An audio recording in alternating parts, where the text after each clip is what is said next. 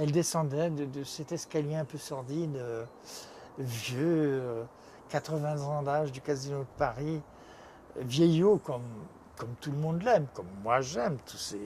Quand tu sais qu'il y a eu Miss Tinguette, Joséphine Baker, toutes ces femmes-là qui sont passées dans ces escaliers depuis 80 ans, et que tu vois ces magnifiques femmes, et ces magnifiques garçons aussi, puisqu'on est tous bien habillés, tous pailletés, emplumés, et voir ça dans ces coulisses un peu vieillottes, quoi. Et qui sentent un peu la poussière, un peu qui sentent la menuiserie, tu sais, le bois coupé.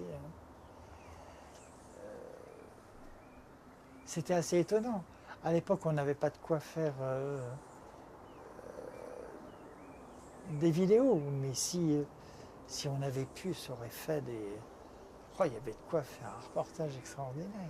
Il y en a eu d'autres que j'ai vus à la télévision, mais plus internes, plus modernes. C'était où Au Lido, où j'ai vu plusieurs fois, j'ai vu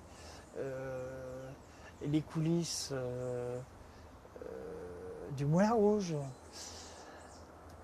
Mais il n'y avait pas, il y avait pas cet esprit. On interviewait une personne, une fille par exemple, une principale, une soliste quoi. Après on interviewait un garçon, rarement d'ailleurs. On prenait une danseuse, on la prenait depuis son arrivée à l'entrée des artistes. On la voyait dans sa loge, qui se préparait, qui se maquillait, qui s'habillait, qui se coiffait, qui mettait leur pouf sur leur tête, des choses infernales. Mais je ne sais pas, on aurait eu à l'époque de quoi filmer l'intérieur du Casino de Paris, en particulier dans cette revue, Paris-Line. Ça aurait été... Moi je sais que ça m'a toujours fait rire.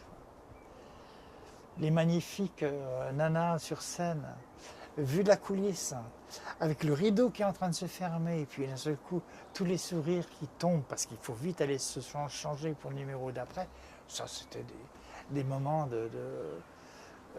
des moments de coulisses, pour moi extraordinaires. C'était des instants extraordinaires. Je ne sais pas si d'autres. Mais quand tu es sur scène, tu ne te rends pas compte parce que vite, il faut que tu te changes, il faut que tu ailles changer de pantalon, de chapeau. Donc quand tu es sur scène, tu ne te rends pas compte. Mais quand moi j'étais habilleur et que je voyais ça de la coulisse, du coin de la coulisse, c'était étonnant. C'était étonnant.